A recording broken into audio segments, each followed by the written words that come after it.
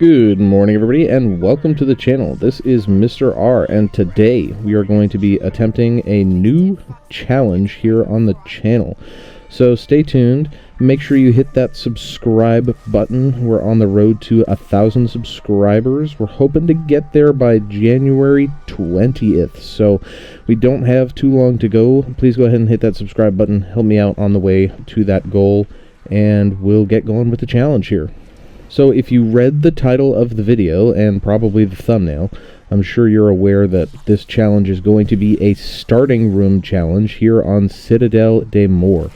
Now, this map is actually super good for a starting room challenge, which is why we've picked this one to start with. Okay, just here in the starting room, we have, obviously, the Rampage Inducer, and then we have an ammo box, wall buy for the GS-45 here, which we're probably not going to use. We have an arsenal machine, an armor wall by here, a gobblegun machine, which we also probably won't use. And if you come down in the basement here, we do also have a crafting table. We're even going to be able to get perks this round, theoretically, if we can make it up to round 25, because if you didn't know, the Wonder Fizz spawns in right in this starting area. If you come into the tavern here, the Wonder Fizz is going to eventually spawn in right up in this top back corner here. So we are going to be able to get perks once we make it to round 25, which is excellent news for doing one of these little starting room challenges. Now, I think one of the particular challenges for me as well is going to be that I am actually playing with mouse and keyboard right now. I am still on my PlayStation. I play on PS5. However, I have plugged my mouse and keyboard in just because I decided I wanted to try it. On my controller, I feel like even with the aim assist, my aim has been a little bit weird lately. So I wanted to go ahead and give mouse and keyboard a try, which is why maybe my movements are looking a little bit jittery and different than I'm used to, because I'm actually using a mouse to control rather than using the joystick.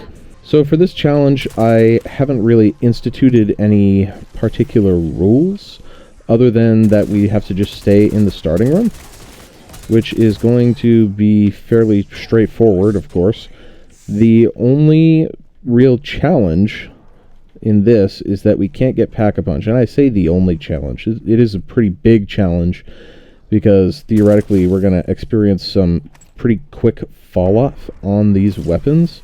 Like, this is going to be painfully inadequate come, like, round 8. We're on round 3 here. I've decided to use the Krieg for this challenge.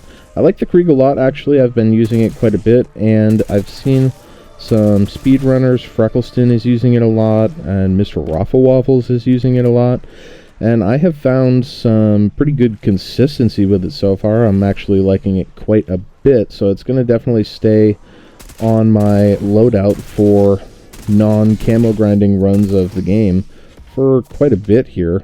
Since we don't have too much else to spend our points on, I'm going to go ahead and buy this armor early, so that's going to give us some armor that we can use, which is super duper nice. And of course, I'm not a keyboard and mouse player, so I do need to actually check some of these bindings every once in a while. I actually need to know how to put on more armor. Okay, so it looks like, I'm going to test it out here. It's G. It is G. Perfect. So press the G key in order to go ahead and put more armor on. That's going to be very, very helpful as we progress through this challenge here. Honestly, if I had access to a PC, I gotta say, I probably would use PC to play these games. Like, you know, like a good quality gaming PC. I do not have access to a gaming computer or a PC of any kind that would be capable of running this game. I've been a musician for a large part of my life, essentially the majority of it, which means that Mac has always been a little bit better at doing what I need to do with my computer on a daily basis. That being said, though, I've always wanted to own a gaming computer, and I've had pale imitations at gaming computers before. Nothing that was ever capable of playing a game like this. Things that were maybe good for Minecraft, or sometimes I was able to run Rocket League on my old PC, but never anything that was really capable of rocking through a AAA graphics intensive title like this one and actually getting like a decent frame rate to make the game like playable. The ammo mod that we're going with today is going to be Deadwire. I don't really have too much of a reason for picking Deadwire other than the fact that it is super strong against particularly the amalgam. So I think it's going to be probably helpful to have Deadwire when we go up against the amalgams in just a little bit here. We've still got about 10 rounds to go before we have to worry about that, but I think it's going to be useful when we get to that point. I was thinking about just about going into my settings there and changing the keybind for the slide key, because I don't like having to move my fingers so much to get to the C key to slide. But I realized I have a button on my mouse that is also bound to slide, so I can use that button to accomplish that action as well, which is nice. I did go ahead and change the other button on my mouse to be my reload button, so I think that kind of helps me out with the reload a little bit. That just means I have to move my hands around on the keyboard less, which keeps my fingers on the buttons that I need to move. One of the things that makes this particular spot for a starting room challenge particularly nice is the fact that you have the arsenal machine right here at your disposal. You don't have that, I don't think, in any of the other starting rooms in the game without opening a door. In Terminus, you have access to a quick revive perk machine if you open the power, but other than that, you literally don't have any other options for any other like upgrades that you can do to your guns at all. You just have to deal with the crappy weapon as it starts to fall off when you get to the higher rounds. So I think this map will probably, at least of the three that exist so far, will probably be the easiest one for a starting room challenge, but we are going to do the challenge on all of the maps eventually. So we just rolled over into round 10, which is exciting. So far so good, no major hiccups or road bumps or anything. Now, while we're progressing the rounds here a little bit, let me go ahead and tell you about the loadout that I used. So I did actually put a little bit of thought into it. I thought maybe in the starting room challenge there could be some changes that we make to the actual loadout weapon in order to make the challenge a little bit easier on ourselves. Now, I didn't actually really make any changes to this gun in particular because we're in the starting room, but we have access to a lot of upgradability things, which means that we can basically save up salvage and actually upgrade our weapon. So I thought about taking the suppressor off so that I could have a little bit of a stronger weapon, because the suppressor makes your weapon a little bit weaker, not by too much. But I actually voted to leave the suppressor on because I want salvage so that I can upgrade as much as possible. And with the buy station downstairs underneath the tavern, if we get into a high round here and our weapon becomes totally unfeasible to use anymore, we actually can just go downstairs and start buying score streaks and using like mutant injections and other score streaks to actually make that a little bit easier on ourselves, which would be a nice thing to have. I'm definitely noticing that we don't have Quick Revive. That's sticking out in my head quite a bit. Quick Revive is usually one of the first perks I buy in this game. If you didn't know, Quick Revive doesn't just make you revive faster, but it also makes it so that you recover health quicker as well. And we are at round 13 right now. We just got our first doppelgasts to spawn in here. I'm kind of taking a long time between the rounds because I'm staying kind of safe because my gun is already feeling pretty weak. Staying kind of far away.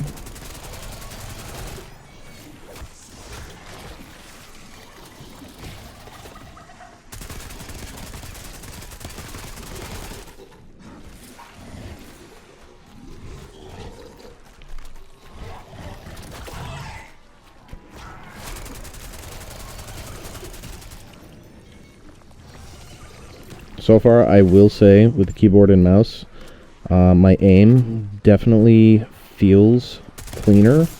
It feels like I'm able to like land shots more consistently. I just felt like, I don't know, maybe I've been doing too much camo grinding and my aim is just stuck in like one lame place. I've been feeling like my aim overall, just this game in particular, has felt much stronger. And we just were able to pick up a mutant ejection off the ground, which is probably going to come in pretty handy once the rounds get a little bit higher here. Honestly, like, I haven't been playing with keyboard and mouse for very long. I'm on round 14 and it's been all of approximately 20 minutes. So I can't necessarily say that I'm like a whole world better with the keyboard and mouse versus the regular controller setup. But what I can say is that this is definitely something I'm going to be trying, not just for this particular round, but now for an extended period of time, because it feels so clean. Like, I'm really liking the feeling I'm getting here. So we're on round 14 here. Definitely starting to really feel the drop off on the weapons here. Definitely noticing they're not hitting quite as hard. That will hopefully change a little bit as we get upgraded more. And once we get to round 25, like I mentioned, we can also go ahead and use the Wonder Fizz to grab some perks, which I think Deadshot will be helpful, and some of the other perks will be helpful to just kind of make sure that we can deal a little bit more damage. Now, if there's one thing that I'm pretty consistently not doing or forgetting to do while I'm using keyboard and mouse, it's to plate up. And I have been only noticing that I need to plate up when I'm at like literally 20 HP.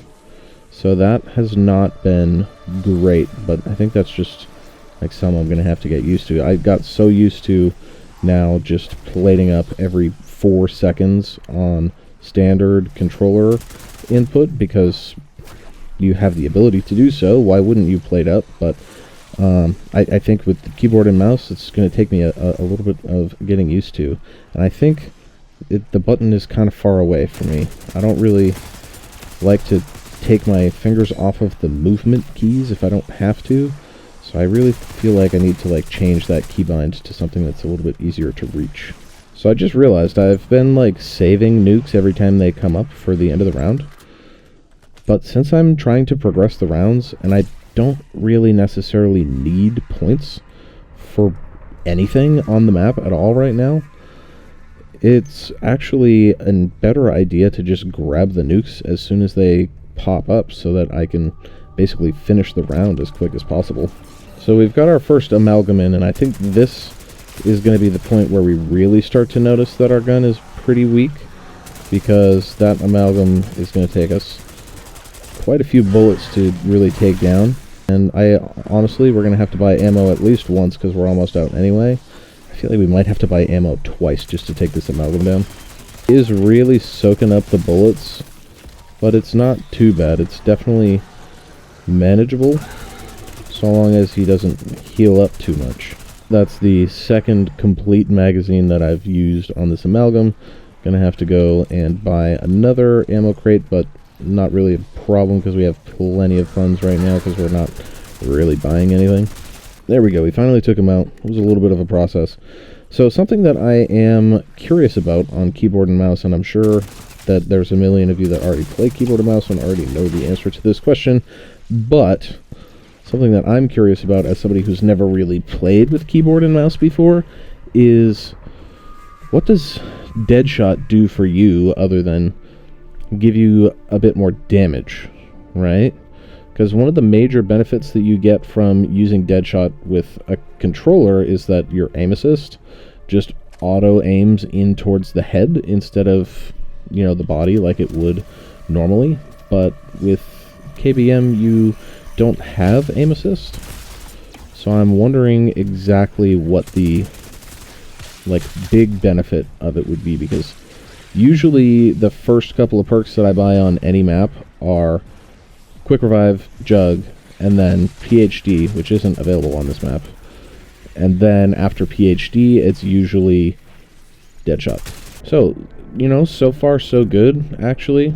We've made it up to round 18, which feels pretty good, and we're getting closer and closer to the ability to have perks, which is exciting.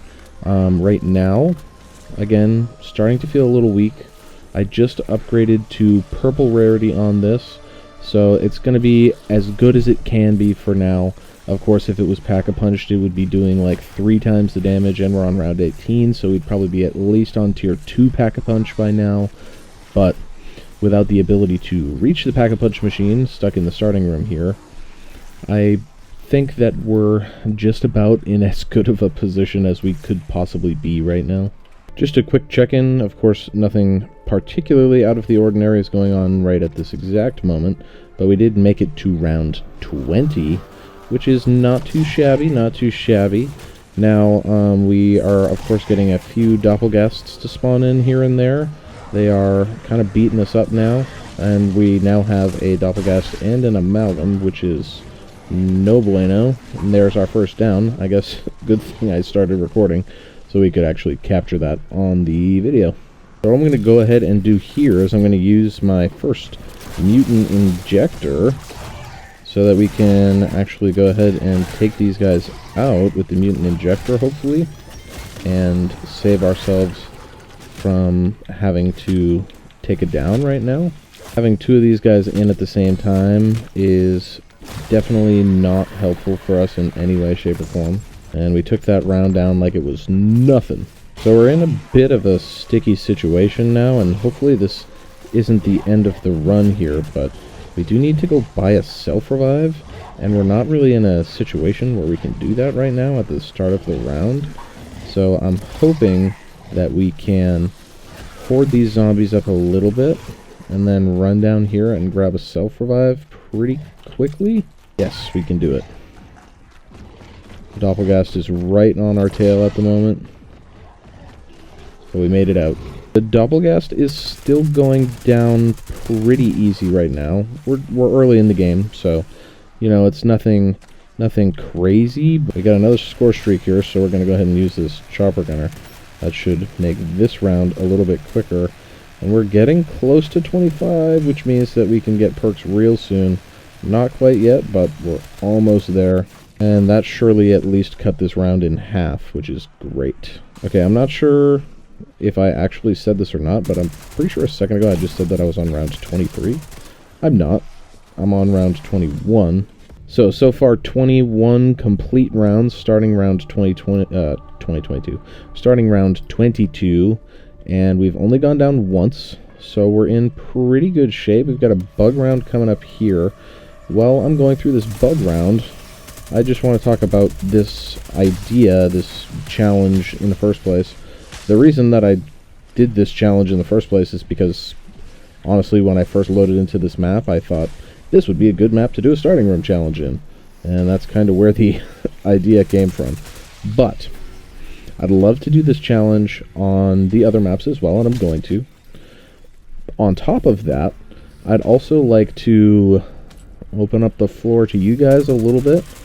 I'd like you to leave some recommendations down in the comments for not just starting room challenges that you'd like to see, but starting room challenges that you'd like me to do, and the specific rules that you'd like me to implement on them. So, like, for example, do what I'm doing here, you know, do a Citadel starting room challenge, but you can only use your loadout weapon and you can't use the armory, for example.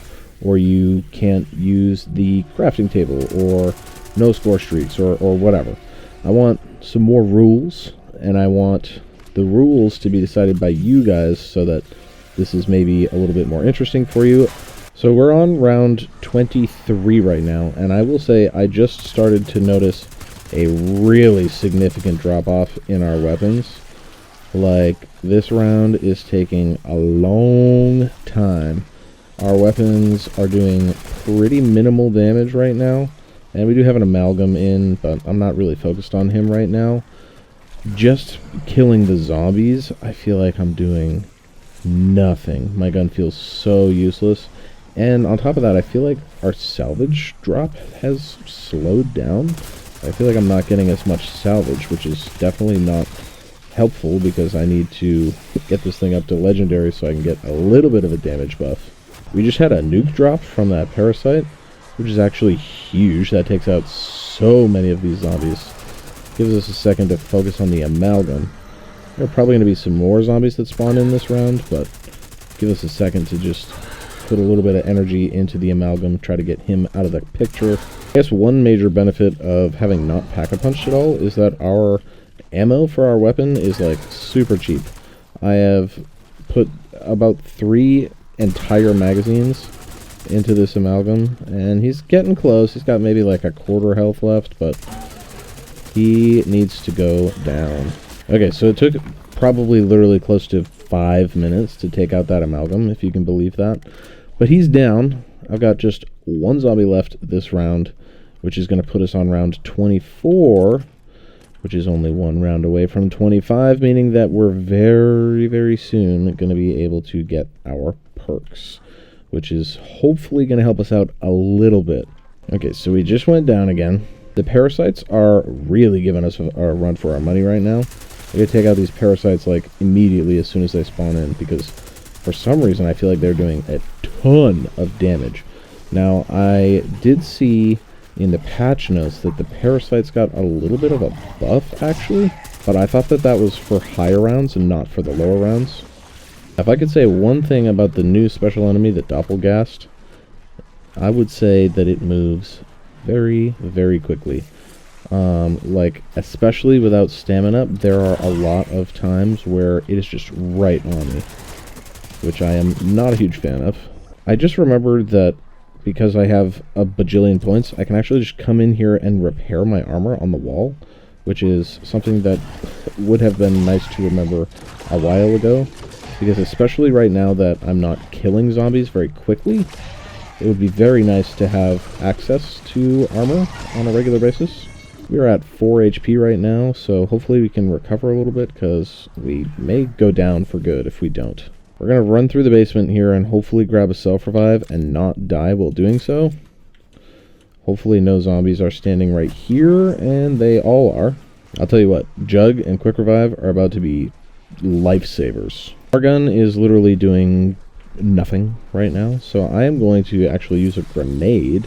I forgot that I had grenades for some reason. Now, the good thing is that kind of worked. I took out a decent amount of zombies. The bad thing is I only had 1 Semtex somehow. But hopefully, once we can get that perk machine opened up, we can solve that problem with Vulture-Aid. Okay, we are just about done with this horde. Okay, finally, we've taken out that entire horde. And, oh my god, that was a process. It was probably at least 5 minutes just for that 1 round. And thankfully now we can come in here and grab all of our perks. Oh, we just got wicked smacked around there for a second. We're alive, but barely. The thing I will say is that I definitely feel a lot safer with all my perks. Quick Revive and Juggernaut have made this round feel so much better, and I think that Deadshot is really kind of helping me a little bit with the whole damage problem. So I just went down during this bug round, and I think, honestly, the one thing that really got me is there was just a ton of parasites flying around and all kind of slinging at me all at the same time, which totally did not make this process any easier.